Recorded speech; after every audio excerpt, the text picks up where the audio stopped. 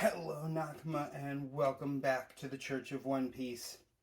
I am your pastor, the One Piece apologist, and we are here for the last video in our special sermon series on the One Piece live-action Netflix adaptation. Before we get into our message for the day, I want to remind everybody that there are going to be spoilers for the whole live-action series, as well as for all of what has been released of One Piece so far in the manga, because there's a lot of fun references, and I want to be able to highlight those, but I do have to spoil some things in order to highlight those, kind of. So,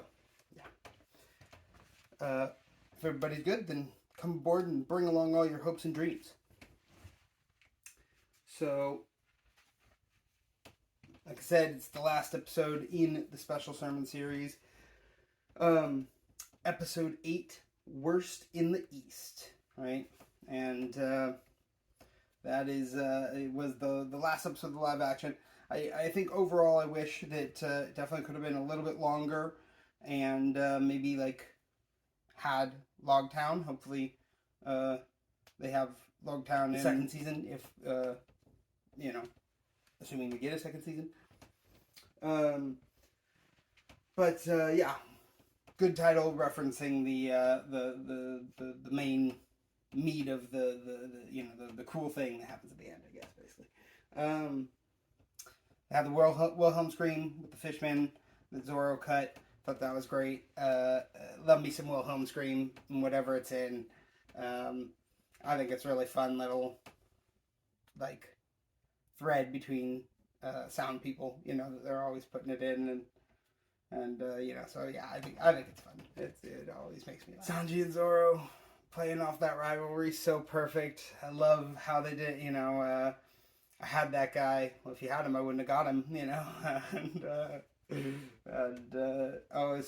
I know Luffy needs my cooking. What, sticking two pieces of bread together? Like they're so rude to each other, and I love it. But he's able to. He calls him Moss Head because of the green hair, and then Zoro calls Sanji the waiter, which I thought was really funny. I'm pretty sure that would definitely upset Sanji. He's I'm a chef, man. But I loved Arlong's saw sword. I thought it looked really cool in live action. It's too bad we didn't get to see like more action from it, but I was so glad they kept the scene where Luffy just grabs on, like Arlong's threatening Luffy, it's like right at his neck, then Luffy just grabs onto it, then like Arlong like tries to move it, and he just like can't, like Luffy's just like and like Arlong suddenly is like, oh wait, am I screwed? Like, and it's such a good thing.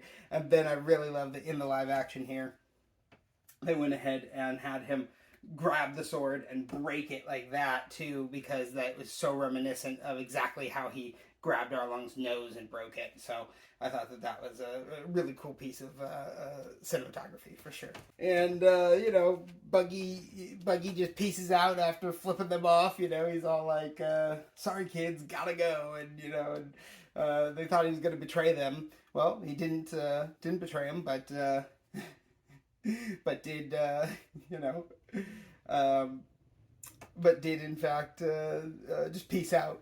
So I thought that was really funny. I love Buggy. I love Buggy so much. I thought the fishmen looked really good underwater, both in this episode and I think it was like episode 6.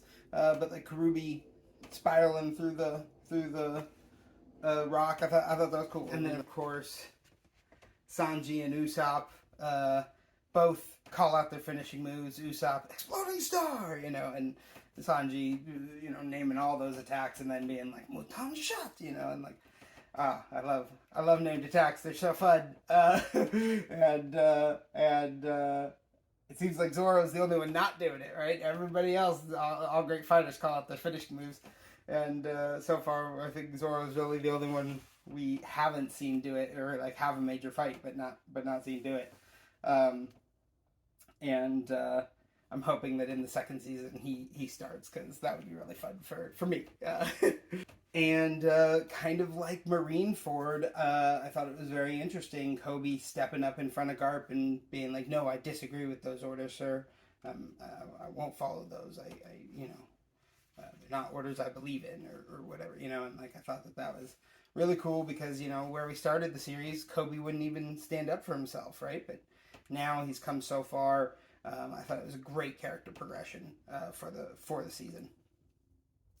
And then of course Garp is just testing Luffy, and you know, I'm glad though that that Luffy was no match for Garp. You know, Garp should absolutely be monstrously stronger than Luffy.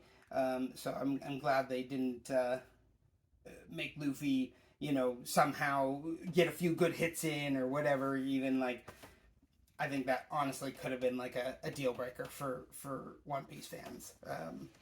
I liked Nami's tattoo, just how it appeared. Looked really good to me. And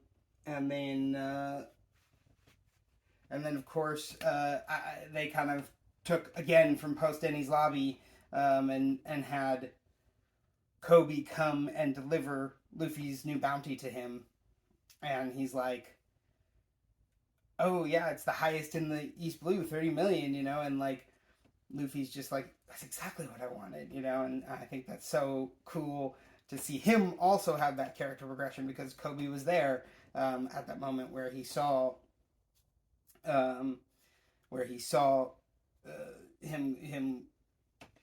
say, I want to be wanted, you know, where's my bounty poster?